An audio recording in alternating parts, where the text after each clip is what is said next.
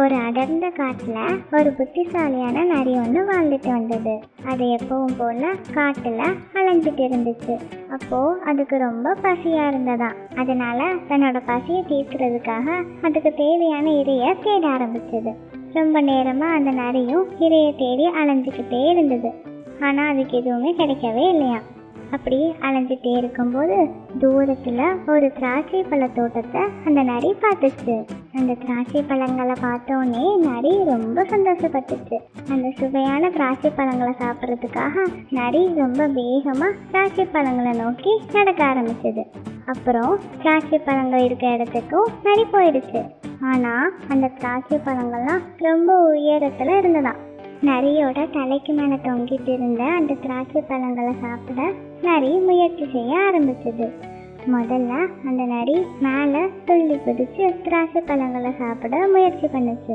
ஆனால் அந்த திராட்சை பழங்கள் நரிக்கு எட்டவே இல்லை. இருந்தாலும் அந்த நரி முயற்சியை கைவிடாம திராட்சை பழங்களை சாப்பிட தொடர்ந்து முயற்சி பண்ணிட்டே இருந்துச்சு. அது எவ்வளோ முயற்சி பண்ணியும் திராட்சை பழங்கள் நரிக்கு கிடைக்கவே இல்லை.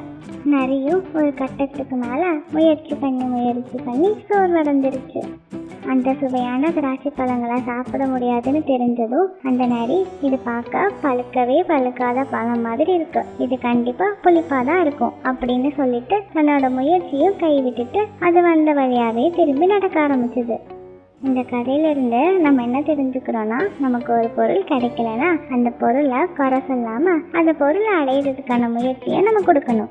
நம்ம எவ்வளோ கஷ்டப்பட்டனாலும் விடாமுயற்சியோட அந்த பொருளை அடையணும். அதை விட்டுட்டு அதை பற்றி நம்ம குறை சொல்லக்கூடாது. ஓகே செல்லக்குட்டீஸ், உங்களுக்கு இந்த வீடியோ பிடிச்சிருந்தா லைக் பண்ணுங்கள், உங்கள் எல்லா ஃப்ரெண்ட்ஸுக்கும் ஷேர் பண்ணுங்கள், அப்புறம் மறக்காமல் சப்ஸ்கிரைப் பண்ணுங்கள். உங்களை அடுத்த வீடியோவில் பார்க்குற வரைக்கும் டாட்டா, பை பாய்.